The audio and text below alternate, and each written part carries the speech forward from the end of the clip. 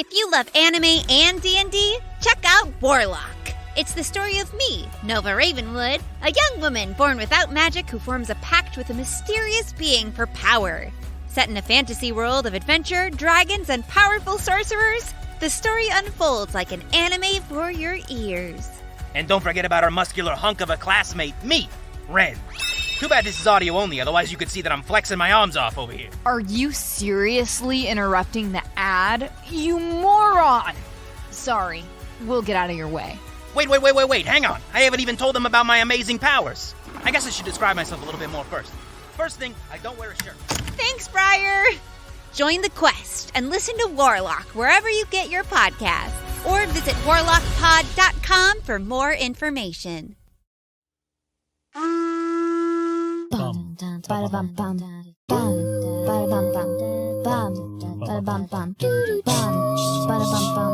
Dice, rolls, dragons, trolls. Adventurous.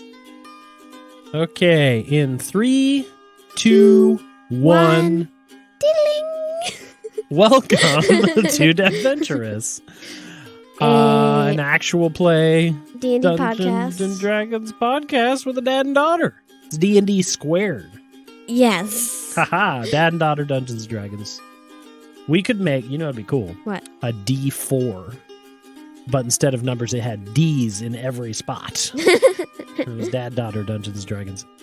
Anyway. Wait, wouldn't that be like D and D and D and D? Or sorry, D and D and D. And D. But and D and D and D. Why? Because there's 3 sides. Or because there's 4. All right, now we're getting into the semantics of dice architecture. Geometry, Dad. Well, you know how it is. All right, we should get into this thing. I am the dad. I am the DM, the dad man of this podcast. And we are going to be continuing on our story in the world of Elsewhere with... I'm the daughter, and I play Kea, a Tabaxi Ranger Ramager, who just escaped from a giant robot that was protecting a magical projector. And you met a goofy little dude whose voice sounds like this. Is that what you made him sound like? It is now. You always forget your accents. I do. It's a problem. All right, are you ready to jump right back into this? Yes. Okay. As you said, as the daughter said, we were in a very exciting chase scenario last week. We had to have you escape from this scrape because as you got up to floor 9, which is really high, you guys found a very magical, very interesting piece of surged magic past world tech stuff. Very large. A very large projector that seemed to affect... the scrapers. Yeah. And then, upon turning it on, what happened? It attracted a wild magic storm, and the giant monster thingy, that giant robot scraper thingy that was guarding The it. Scrayclops. The Scrayclops, yes. That was guarding it, noticed us, and noticed me and my new friend Maude. And escape, and hence escape sequence. Yes, a very intense escape sequence happened, and you guys made it down, and on the way down, you were affected by a wild magic storm. You had to roll on the wild magic table that I'm going to be creating, and through this magic, a portal opened up, weird cheering happened, and through the portal came a little guy named Flibbit, and he kind of sounded like this. My favorite. A flumph, to be specific. A gooey, squishy, floaty, cute octopus dude that changes colors with his mood. Yeah. And you guys rushed out the scrape, and right when you got free, rolling up on a crazy steampunk carriage was... with no horses, Harry with Potter no style. horses, was Gunther and a older lady, salt and pepper hair, by the name of Theodora. And you and Maude and Flibbit jumped in the back of the carriage, and you guys peeled out of there back towards Map's Edge. And on the way, you noticed that the Scrayclops did not give chase. It stayed in the tower and it clambered Its light back turned up. blue. Its light turned blue and it clambered back up to those top floors. And that is where we are now. Your butt is sore from bouncing along in this carriage on a dirt road that's not very set up for travel. And in the front seat, you have Gunther and Theodora through a little curtain. And in the back, like a Maude's... taxi. Yeah. Fancy taxi. Exactly. And Maude's laying down, taking a breather. And Flibbit and you had just talked about where he's from. He's not really sure why he's here, but he figured you guys would be able to figure that out. He was in a cave with An things adventuring with party. beards. Yes. He said that implied there are they all beards. had beards and spoke a funny language. It's dwarves. I was wondering whether it was like a weird like D&D creature that you came up with, or if it was like just like dwarves. It was just a party of dwarves. You guys started rumbling back towards town. So, as of now, you're about halfway back towards Map's Edge. The day is beautiful, and you got the projector in your lap. Maude's next to you taking a breather. You can hear Theodora and Gunther chatting up front. She was introduced as an old rummager pal, and here you are. I have the projector in my lap, which is now turned off. Yep. And the magic storm is gone, I believe. It was gone. It disappeared when you turned the projector off. And I think that I would kind of like I would tap on the curtain. Tap on the curtain? Yeah. Okay. To You tap on the curtain and Gunther opens it up and he goes, "Oh, hey Kea, how are you? Are you okay? yes. Good. I love you." And he's a turtle. Yeah, he's just in case everyone forgot, like me, yeah. for example. You keep calling him a gnome. So his little turtle eyes lean down. He has like goggles on his head, and he's just checking on you. Is there something you wanted to talk to him about? I whiffed up the hefty projector because I assume it's hefty. It's a projector. Oh man, what is that? I found this. Oh, I can feel the magic off of that thing. But when I turned it on, Uh-huh. I think it attracted the wild magic storm, but it turned off all the little scrapers, and the big scraper was slowed down by it, so it might have an effect on them. Interesting. Do you mind if I borrow it? Sure. He pulls it up and he starts looking over at it. Make a perception check for me.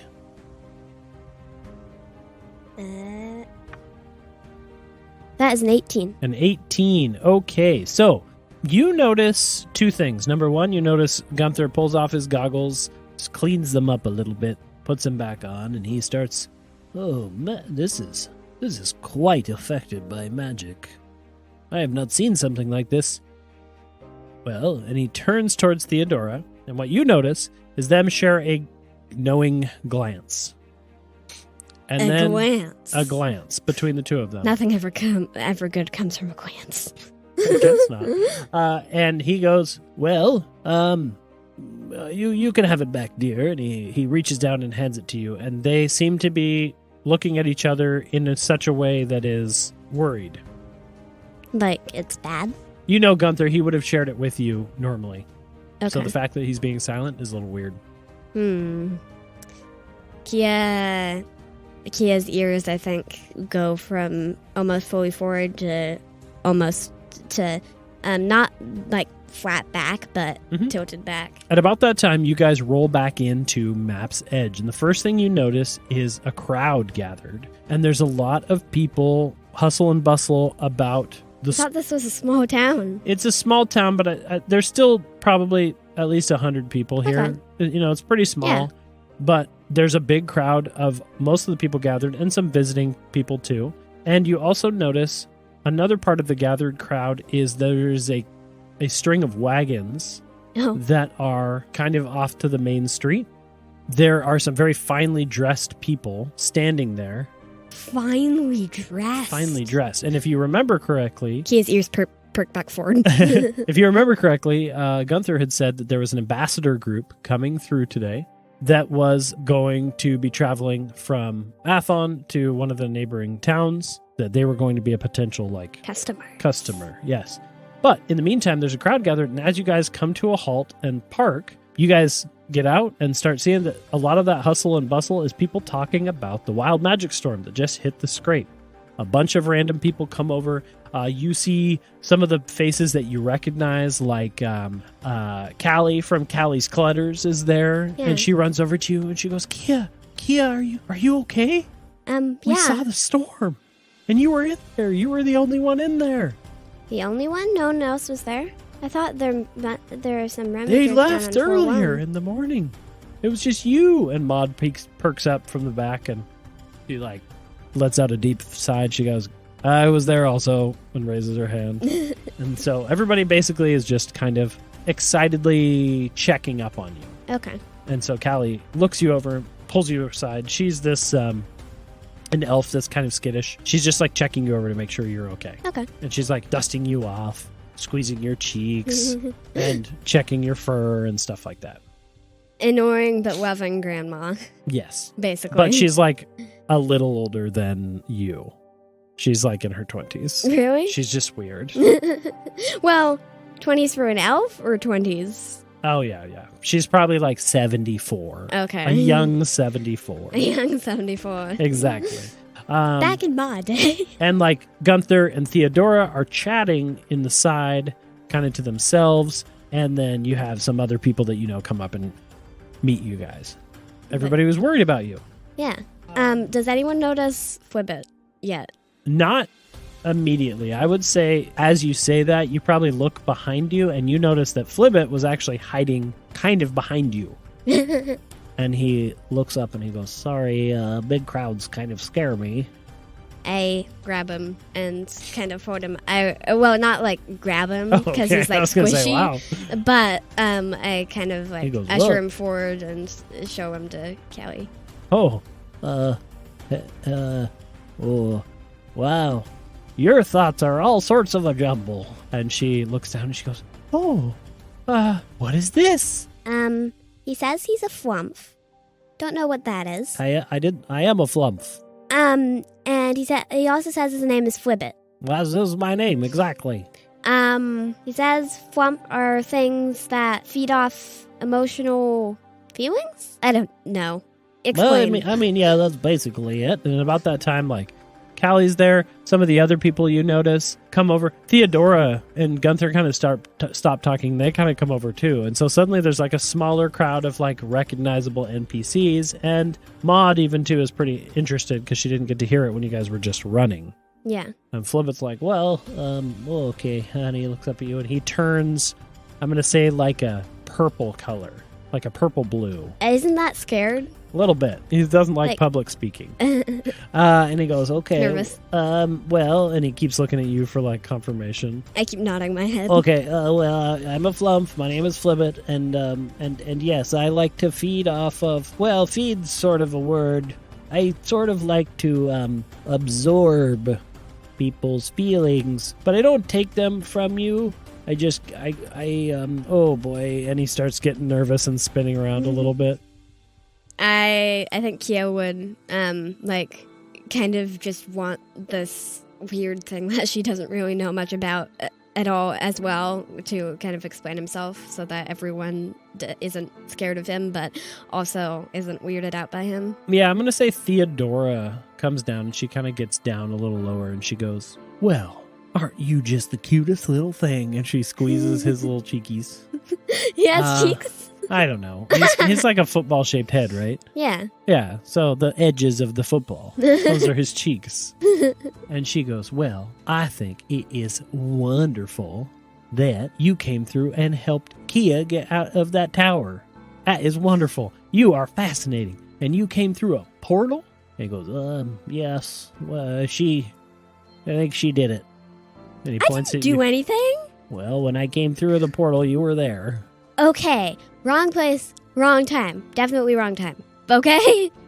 All right. So you didn't have anything to do with the portal? No. Well, why did it happen? Not that I know anyway. Well, what was going on? Because when I showed up, all that was happening was there was a big, crazy-looking creature chasing you. Exactly that. But where'd the portal come from? I already told you, I don't know. Well, I don't know either. All right. And he kind of like slumps back around and goes behind you to hide from everybody else. Theodora looks at you and she says, "Don't worry, some people are just nervous Nellies." I think Kea's ears kind of go back in embarrassment. Embarrassment. Yeah. Okay, so Gunther kind of raises his hands up and he goes, "Okay, everybody, I know it was very exciting, but it's time for everybody to return to their homes. Kea is fine, and she and Maude is fine. We all, I think, just need some rest." It's the middle of the day. We don't need to sleep. I mean, like, rest. And so Gunther kind of shoos everybody off, and he leads you back towards Past World Plunders. And Flibbit follows in behind you. I was going to say, if he didn't, I would probably, like, curl my tail around him and... Oh, and make him come. We can say make that. him come. He stays there for a second. Your tail wraps around him, and he starts getting pulled your direction. And so you guys make it to Past World Plunders. And you notice a fair amount of people in the store. Really? And Gunther even gets surprised. And he goes, oh, okay. And he kind of runs ahead of you guys in his old body form, his cane clicking on the ground. And so kind of like less of like a run and more of like a fast walk. A hobble, if you will. Yeah. He hobbles his way over, and there's quite a few people in there. The other thing you notice is behind Past World's Plunders, so not on the main street, but back behind it. Yeah. You see a very, very interesting building of sorts. Is it new? It's new, but it's a building. And Like, so what you basically new from notice this is morning? a 3-story, imagine if you will, a pointy-topped lighthouse type tower that appears to be made of gears and metal and steam parts and everything, sticking up right behind Past World Plunders as if it'd been there forever.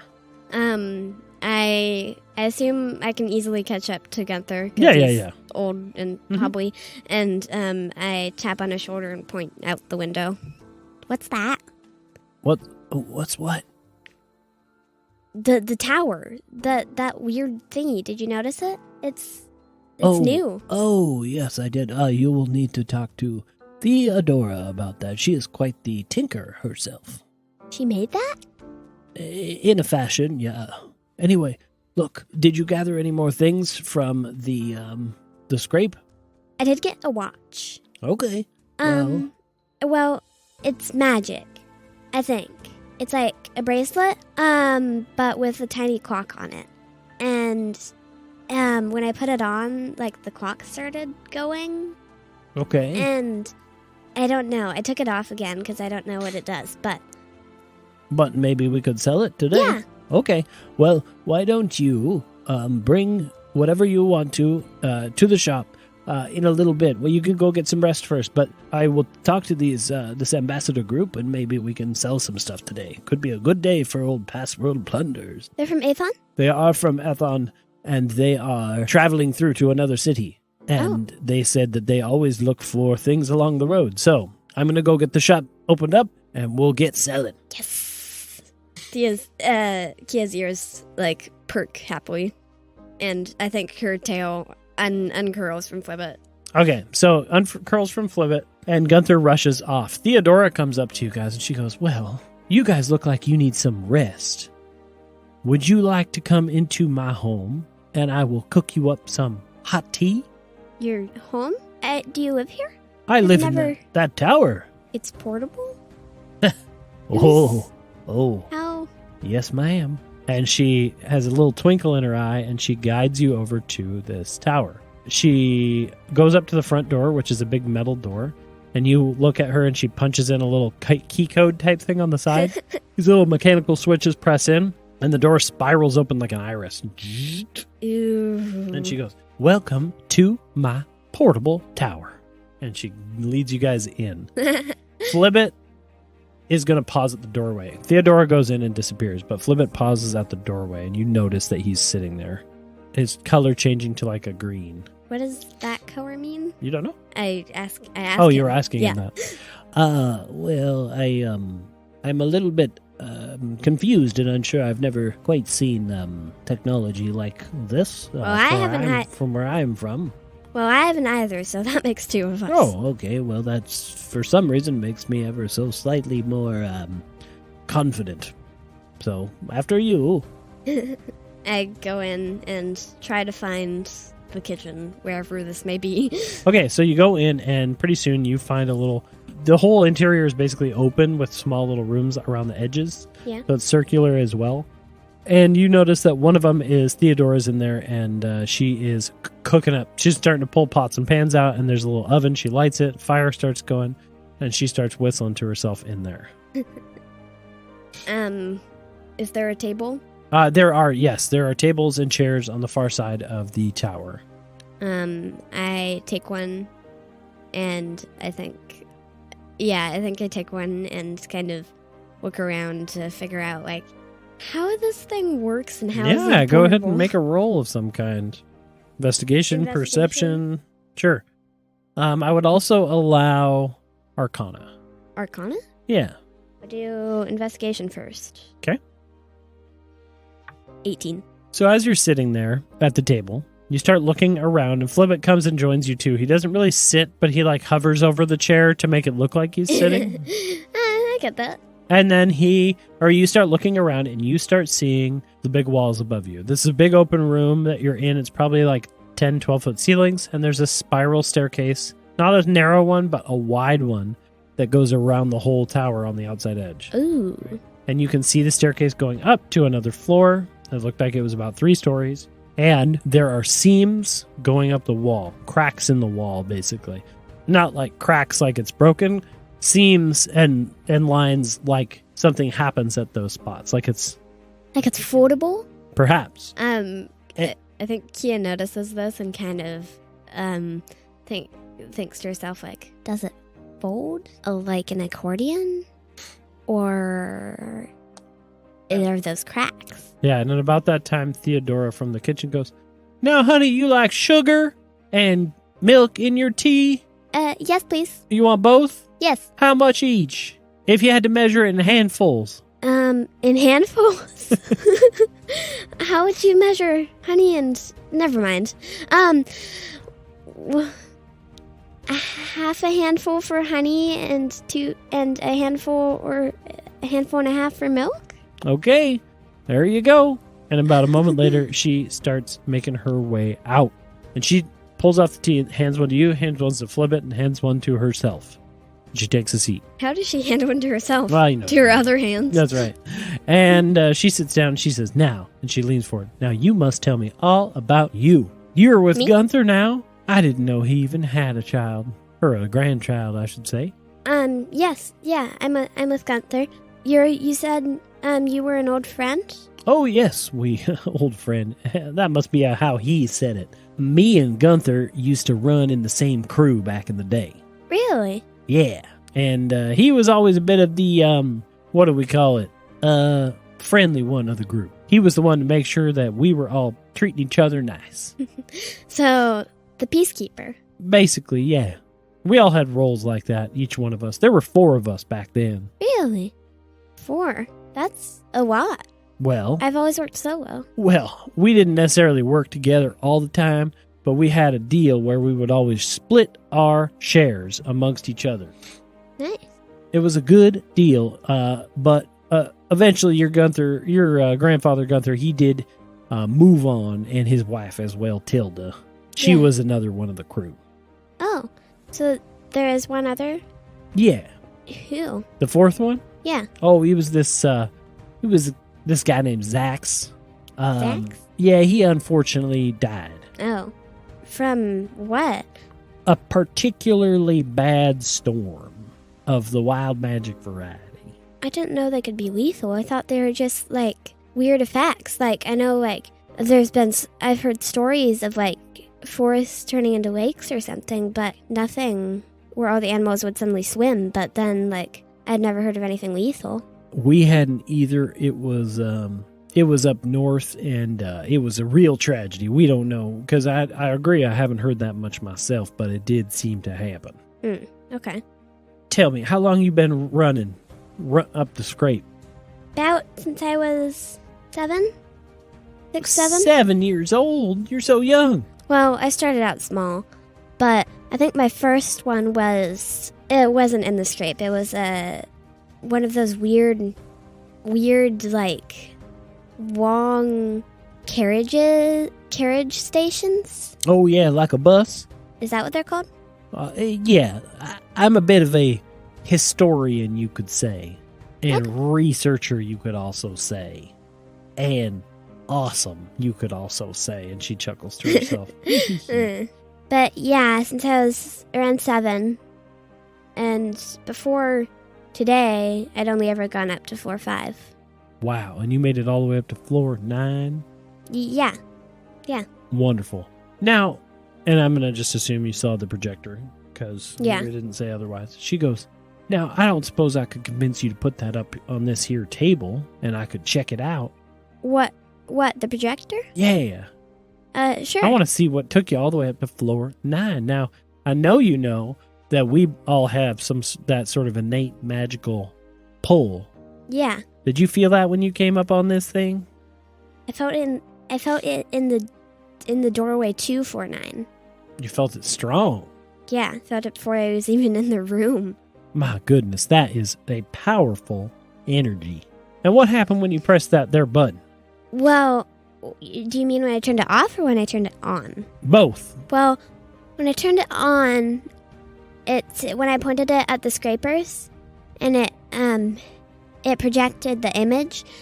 The small scrapers, anyway, it shut them down. Not permanently, but But it affected them. yeah. But on the big scraper, it didn't shut it down. It just kind of like slowed it down. Interesting. Very interesting. Now, Gunther told me that you needed a rest. I don't suppose I could convince you to rest here while I look at this projector a little bit more? Sure. Do you have a guest bedroom? Do I have a guest bedroom? She slams her fist down on the table, and a little panel opens up, and she presses some buttons, and the stairwell lights up with arcane light. Huh. And underneath that light and stairwell, a door opens up. The wall reveals a bedroom behind with a couple beds. I thought that was the outside wall. Well, let's just say I got a few tricks up my sleeve. She chuckles to herself and gestures for you guys to go take a rest if you'd like. Once I get to the doorway, am I like kind of out of earshot of Theodora? Seems like it. I whisper to Flibbit, if you followed me. Yeah, he follows you. I whisper to Flibbit, can you keep an eye on her? Like, don't stay out here because then it might get suspicious, but I kind of don't want her messing with that. It's like, it's not mine, Well, but I don't want it you to... don't want her to press the button like that you did. No, Okay. then it might attract another storm. I will warn you now that I am not much of a person who likes getting in the rough and tumble, as it were. Well, you just kind of have to, like, stay, like... Can you stay out of sight? You want me to be sneaky? Yeah, and, like, warn me if she is about to press the button or something. Okay, now I have a question for you. Kea, it was? Yes. Would you mind if I took my tentacles, I have 2 of them that are on the front here, and I will place them upon your temple, and then I will connect a link between our 2 brains so that we may communicate from short, varying distances without using our mouths. Your ears go back. Sure. Wonderful. Sure. Now, just stand very still, and I will be done with this in a moment. And he has 2 little tentacles that come out, and he reaches forward, and they latch on to essentially like your temples. And he starts fluctuating in color. Like, Purple to red to green to blue to teal to white to orange. And these energies of color start pulsing through his tentacles and going into your brain. It's like... Go ahead and make a Constitution saving throw for me. Uh-oh. And it doesn't feel like an attack. It feels weird. Okay. I have a +2. 12? 12? You feel this bile rise up in your throat, and you feel like if you were needing to burp right now, you would vomit everywhere. But luckily for you, you were able to hold it together, but just barely. And right as you were starting to feel nauseous from it, it starts to fade. And Flibbit looks up at you, and he pulls his tentacles off, and he looks up at you, and without moving his mouth, he goes, "Hi, Kea. It's me, Flibbit, in your mind." Hi? Okay, well, it seemed to work. If there is an issue, I will send you a message. But just so you know, it only works within a small distance, so you can't go too far. Because she said that I could rest here, so maybe, would it work between these two rooms? Yeah, we should be fine with that distance. Okay, yeah, I'll do that. Okay, and so Flibbit starts. He pretends to leave with you, but before you shut the door, he floats down towards near the ground where she can't see as well, and he scatters out into a little alcove with some gadgetry on it. And then he sends you a message that says, "Okay, I am in position." Operation Sneaky Swamp, go. Oh boy, I love operations. Here we go. And he does nothing, and he is silent. And he does nothing. And you want to try to get an actual rest? Yeah. So you take a short rest, basically, in this moment. Short. Sure. However much health you have missing and whatnot. Yeah, I have 10 missing. Okay, so what's the plan? It says my hit die is 1d10 plus 2. Yep. So I just do that. Yeah, 1d10 plus 2. Go ahead. I got the lowest possible roll. So I got 3 hit points That's fine. to recover. So you get 3 hit points back, and you start to take a little power nap, essentially. You sit down, and you start taking a little cat nap. Okay. And did you heal yourself up? Yep. Okay. And eventually you head back out, and Theodora is sitting there, tinkering with the machine, but not turning it on. As you kind of come out, Flibbit looks up at you and goes, do not fear. I kept all my stocks on her, and she has not been doing anything nefarious. Thank you. Oh, thank you. And he holds out a tentacle. I'm not sure whether to high five him or shake it. I kind of I do a fist pump. And he reaches out and fist bumps you, and he goes, "Heck yeah, that was cool. Are we best friends now?" Yeah. Well, that's wonderful. And he curls up and floats in behind you. Theodora's sitting there, and she looks at you, and she goes, "Wow, you look so much better. You feel well rested now, honey?" Yeah. Wonderful. Well, let me tell you a little bit about what I learned about this projector. I learned that I want to buy it. You want to buy it? Yes.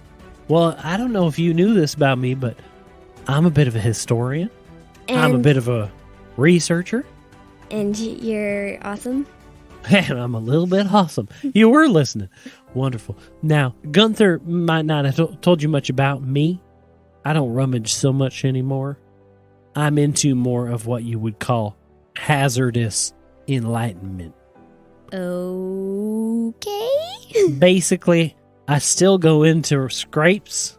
I still go into ruins. But wait. Pause. There's multiple scrapes? Oh, honey. You didn't know? I thought this was the only one. Oh, no. There's scrapes everywhere. Past World was big, and we were smack dab in the middle of a big Past World city. And so, the colossal cliffs that stretch from Athon, they are covered in scrapes just like this. Wait, you mean on top of them? No, inside of them like the scrape is now. When the cliffs appeared, cut through all kinds of buildings, and that's where them scrapes come from. Oh. And so there's cliffs and nonsense all the way from here over to Briarport to the east. That's a huge city. That's Oh, honey, you got to talk to Gunther a little bit more. He's got stories he could tell you all the way from here, all the way up to Scarlet Hill. Wow. Scarlet Hill is the largest city in the continent and is to the north. That's how. That's how we make huge. our money. And I'm sure he was training you to do just that. Get out there and see the scrape world. He's always told me to never go above 4'7".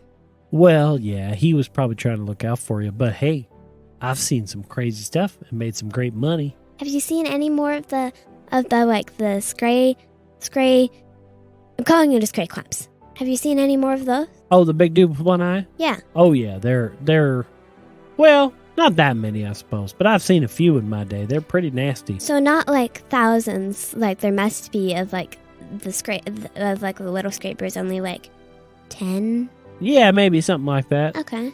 So Also, I should point not out super common. something that I have only ever seen those in ruins that house some sort of extra special magic item. So they're like guarding. I don't know. That's one of the things I'm trying to figure out as a researcher. I wonder what it's gonna do now since we took the extra special magic item. I guess I don't know. Because I saw its light turn blue, which I've never seen it do before. And so maybe it was like about to shut off or something? Or Maybe. Listen, honey, all I know is you seem rested, and I will buy this from you. You can take it back for now, but I want to buy it from you tonight when you get that store opened up. okay. And so she ushers you guys out, and you kind of go out, and the day is a little bit later in the day. You know that Gunther's going to open up, but as you kind of look out, you see that the ambassador group is not in the shop anymore. They what? It looks like they were setting up their wagons. They're over setting up camp. Oh. So they were checking stuff out, but for now, most of them are actually back at their camp. And so at this point in the story, I am going to reset out for you what the layout of Map's Edge is. Yeah. If you wanted to spend a little bit of time checking out the town or anything, you totally can. And so Sure. you have basically a main street. On one end of the street, on the eastern side, you have the Scrapeyard, which is the local inn and tavern, which is owned by a guy named Hodge, a dwarf. You have Passroad Plunders, you have Callie's Clutters, General's General Goods, Mixed Up Meals, Did they used to be a general? maybe. You gotta go find out. And Mixed Up Meals. And that's kind of what you see. And there's some other people roaming the streets, but those are kind of the main people that you have, and the buildings and stuff that you got. You're feeling a little bit healthier. You're out of the scrape for now. I think I would go over to Cowie's Clutters to probably settle her worries, as I assume she has as a 74-year-old / 20-year-old Elf lady. elf Okay, acting so like a grandma. Yeah, so you go over there and you see this shack that you've seen many times before, but it's a shack that looks like it's slammed together with some extra pieces. The roof is leaking, and there's not really a stairwell or doorway or anything like that. It's just like an archway with a curtain, like a shower curtain in it, and a big sign up top that says Callie's Clutters. I think I'd go inside and look for Callie. Okay, you make your way through, and pretty soon you see Callie. She goes, "Oh, Kea, come in. I'm so happy to see you. I was putting together a care basket for you and your new little friend." And she looks over, and Flibbit comes in, and he goes, "Well, hello again. That's me, the Flump Flibbit." I say, thank you. Theodora, the lady with the big crazy gear tower thingy, said that she might buy the projector tonight. Was that what you and Maude were looking for in the scrape today? Yeah, the big metal thingy. It kind of like puts out an image of it's kind of weird. It's a bunch of people eating hot dogs, but one of them is like a metal man. Another one of them is red and kind of looks like a spider, and it's so weird, but it has an effect on the scrapers. Well, that sounds very exciting and helpful. Well, here, let me finish up and I will get you your care package. You feel free to look around if you want. And so what you see inside this room is basically like when you go to a garage sale and stuff's just sitting out on tables strewn everywhere. It's like that, but someone's house. Oh. She's got, you can't see like a bed. You can't see like a bathroom. You just see stuff everywhere. And they all have like really poorly written price tags on them. Can I peruse the guns? Yeah, why don't you go ahead and make a Perception check. 16. 16. I'll say you search around a little bit, and distinctly you notice that what Callie generally sells is non-magical. Yeah. She is mostly peddling in stuff from past world, but not necessarily magical. So you pass by like a blender, you pass by like a toaster, you pass by a speaker system, and some shoes. And then Some shoes. you got a 16 total? Yeah. Or is 18 total? The 16 total. 16 total. You were walking by, and all of a sudden your eye catches to the right, and you see a little wooden box shaped like a crab. And there's a little puzzle piece partway in the box that you can see with that score. Oh, I know what this is. Well, my character doesn't, obviously, but I think she would go over to it and fiddle with the puzzle piece. Okay. You pull it out, you slide the lid off, and inside you notice, maybe she didn't notice though, is quite a few clips. Oh. And the price tag on it does not reflect how many clips are in there. So it's like something she didn't notice. Okay. How much is the price tag? The price tag is 4 silver clips. Hey, this is free money. So I'd say that I'd pick it up and kind of take it over to a counter. Are you If going there to close is- it back up first? Oh, yeah, I'm going to close it back up Okay. first. Free money. You go She over doesn't want and that. she is finishing up your grab bag and she sets it on the counter. She goes, "Here you go, dear. And oh, did you want to purchase that? Yeah. Well, that'll be 4 silver." And she hands it over. You don't need to minus anything because you're going to add something instead. Okay. She goes, "Well, I made a care package for you and your little friend. And it's got some treats in there and some other stuff. So I just hope you're feeling so much better." Thank you. And yes, I am. "Okay, here you go. Off you go." And she scoops the stuff up into a bag and sends it your way. Mhm. And you make your way out. First thing you notice is that you can add 2 gold to your currency. And then you open up your little care bag, and inside is a little cupcake type pastry, a little box of Band-Aids, and a small little figurine that looks like a box. And it seems to be made of a soft stone. Oh. And that's your grab bag, and you make your way back out. Is there anything else you want to check out? Maybe general store. Okay, so you start making your way down towards past world plunders, and you pass by General's General Goods. And inside you hear yelling. But as you listen to it, it's not the type of yelling from like anger. It's somebody barking orders. I push open the door hesitantly. So you push open the door, and you immediately notice like stuff everywhere. But not like Callie's where it's unorganized, extremely organized. Oh. Ropes coiled perfectly. Little camp cookware organized perfectly. There is tents, there are blankets, there are ropes and bedrolls and things that you would buy in the general store. Perfectly organized. Perfectly organized. And you see standing there is a elderly female orc with her hands on her hips, looking down at a group of about 5 smaller individuals. And she's going, "Now, I don't want to have to whip you guys into shape, so you better get organizing." And she boots them all over there, and they all start going over to shelves and organizing stuff. And she turns to you and she goes, "What?" What do you have for sale? "General Goods. Did you read the sign?" Yeah. "Well, do you need any general goods?" Sure. "I got rope. I got food. Do you have pitons? I do have pitons." "What does a girl like you need pitons for?" I'm a ramager. "Well, hot dang." And she runs over and she grabs you another 10 piton pack. And she hands it over. She goes, "That's 3 silver." Okay, I hand it over. And she hands you the piton bag. Anything else you want to do? Or you want to make your way over? I just want to restock my pitons. That's good. Pitons are good. Now I have 15. So you guys make your way, and Flibbit's following behind you, and you guys make your way over to the area where Password Plunders and the Ambassador Cart are kind of nearby each other. And so you have an opportunity, if you would like, to go check out the Ambassador group or head into the shop. I want to check out the ambassador group. You make your way over to the Ambassadors, They're all kind of chatting amongst themselves as they set up the tents. Fancy. Yep. And so they're dressed very nicely. They look like they're from the city. And there are a couple things you could potentially overhear. Why don't you start by rolling me a perception check? There are 2 individuals, 2 older men having a conversation near the entrance. Okay. Entrance to what? To where they're staying. It's not Okay. really an entrance, but they've got the wagons pulled up next to each other and that kind of thing. I got a 17.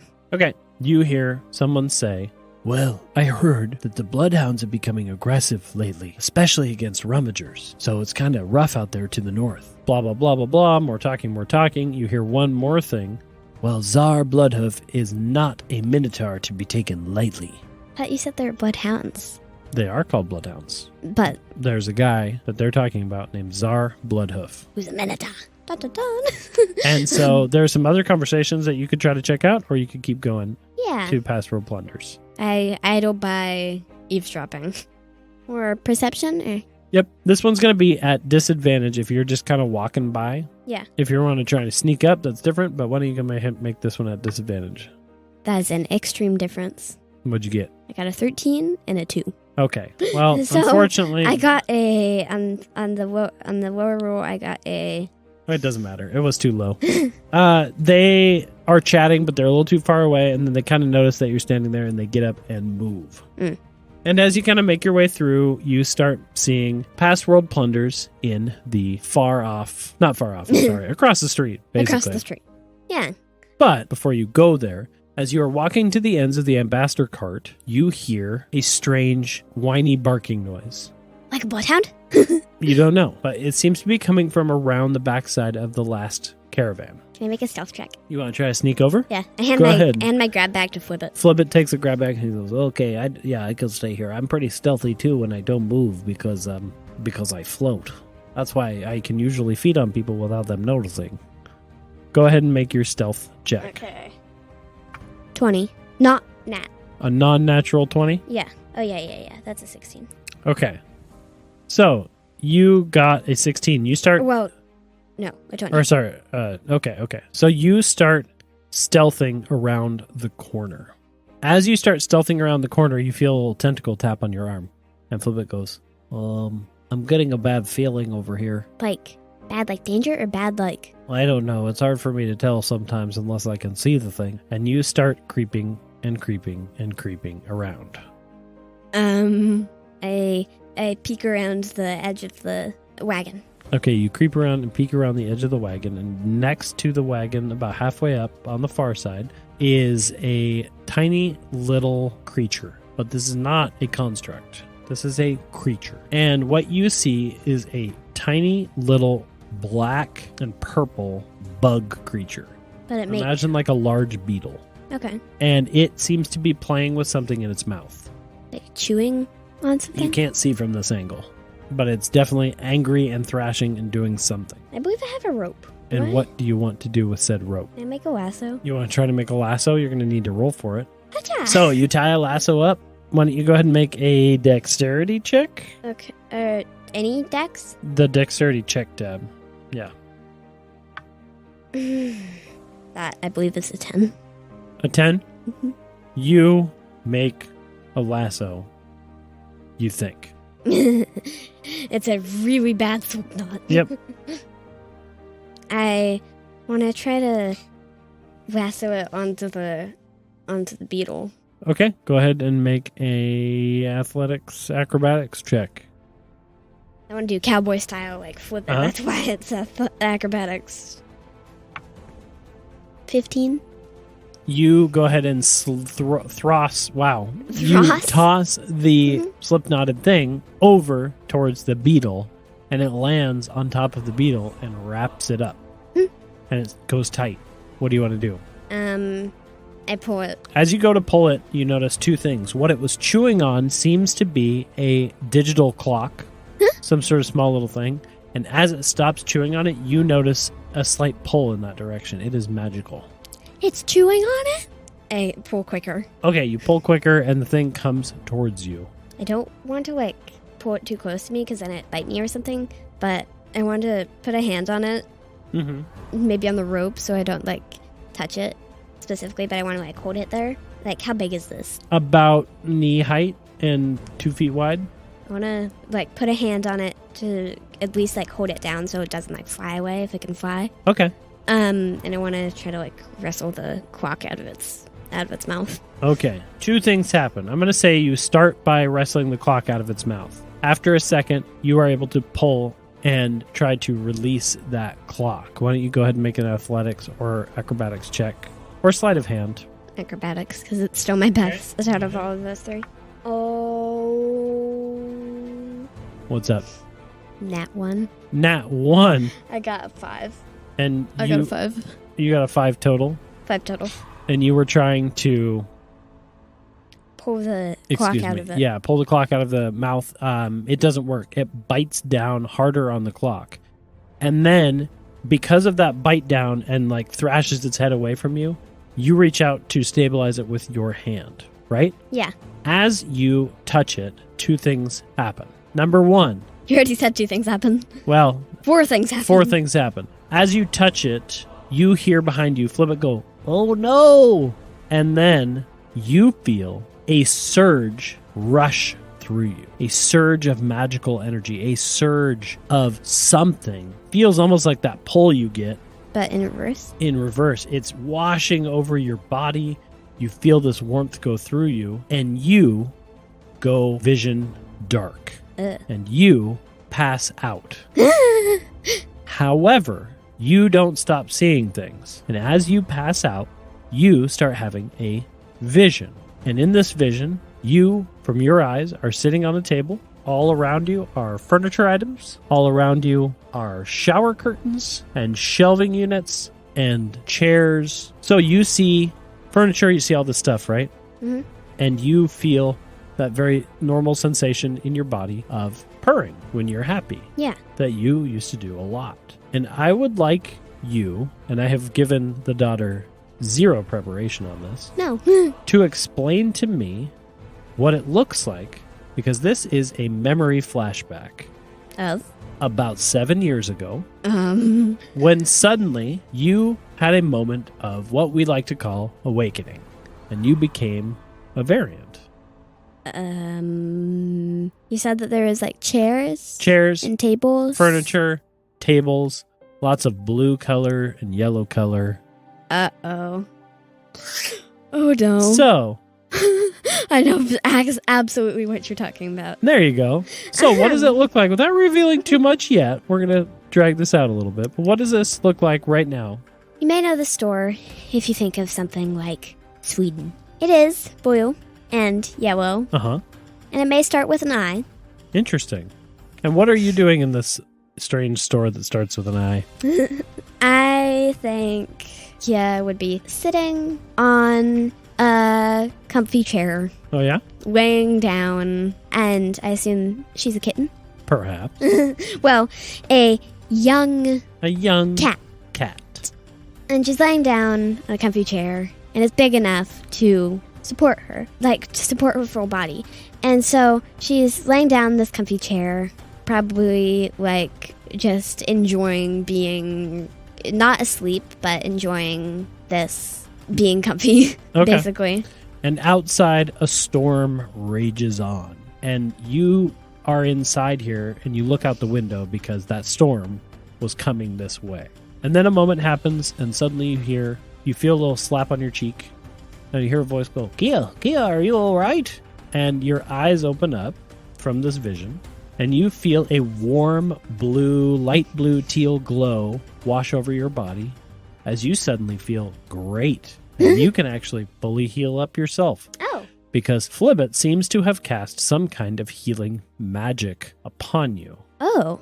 You go ahead and sit up, and in front of you are Flibbit and Theodora. And Theodora? And she goes, my goodness, dear, are you okay? Yes. Flibbit came just running around this corner, and he saw the first person he could see, which is me, and he said that you came over here and passed out because you touched something. Oh, I was trying to get something magical out of a giant bug's mouth. There was a giant bug over Well, here? not like giant. It was more like medium size, like 2 feet by... That's huge. That feet? is a giant bug. And what was it chewing on? It was black, and it had numbers on it. Oh, like a clock. Well, yeah, but not like a round clock. It was like kind of like square, like rectangular. And she looks around. It had like a flat, shiny bit on it, and Okay. that was where the numbers were. And she looks around and doesn't see anything.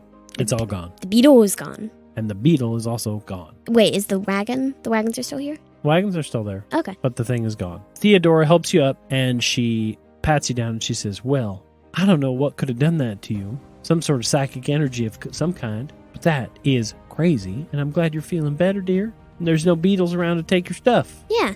Well, take my stuff? Why would a beetle steal things? I don't know. It was munching on some sort of password thing, he said. Yeah. Funky.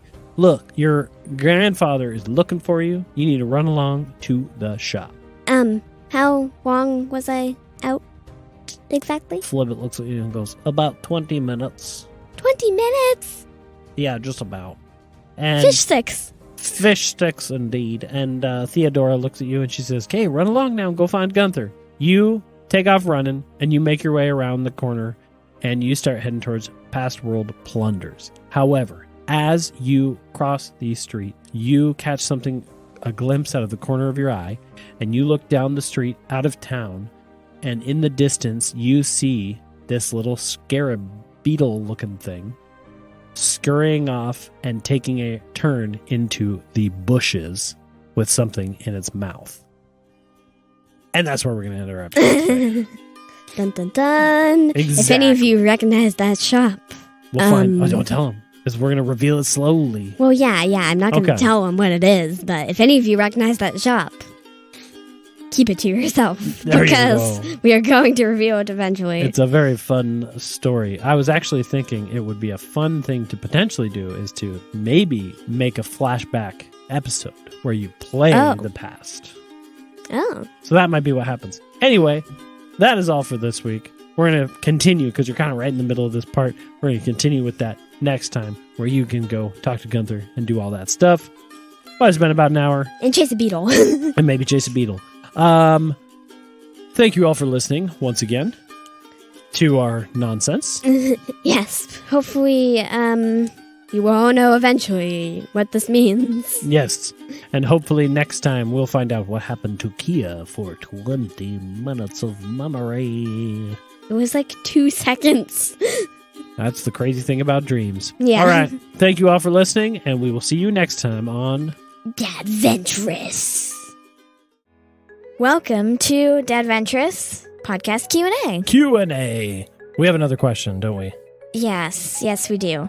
This one says, is there anything else other than fighting? And can I play without having an interest in that? Oh, with fighting? Yeah. Yeah, we do it. We only do like one fight per episode, basically, in an hour. Yes. It's a lot of role-playing, isn't it? Yeah, and so, like, you absolutely can play without fighting at all. You can roleplay. And there's some games out there, too, that don't have as much fighting, some other tabletop role-playing games. But D&D definitely, it's that whole play to what your table wants. Your table of people might not be into fighting. They might be into talking with people and going to stores. And shopping. So that's your campaign. Yeah. And so, yeah, like you said, you can pretty much play D&D how you want to in terms of like fighting or like story stuff or things like that. Totally. That's just one way to play. Yeah. And some other people on the flip side of that might only want combat, that just want to fight stuff and they don't want to have to go shopping and they don't want to have to talk to the townsfolk and they just want to hit everyone. Well, maybe your table's got to play towards that and you just stick them in a dungeon all the time and you don't bother with things like town. Or story. You just fight goblins in a cave. Nothing wrong with that. No. There's really no wrong way to play D&D. That's a good way to put it. You can really play however you want, yeah. Love that. All right, I think that's everything for Q&A this time. Thank you all for listening. And we'll see you next time on Dadventurous Q&A. That's all for this week's episode of Dadventurous. Quick shout out to the folks over at Plus One to Gaming for giving us a platform for our podcast. Head over to their website at +1togaming.com for tips, tricks, other actual plays, and some pretty cool content. Make sure to check us out on social media and follow us wherever you get your podcasts. And See you next week on this silly podcast. Bye.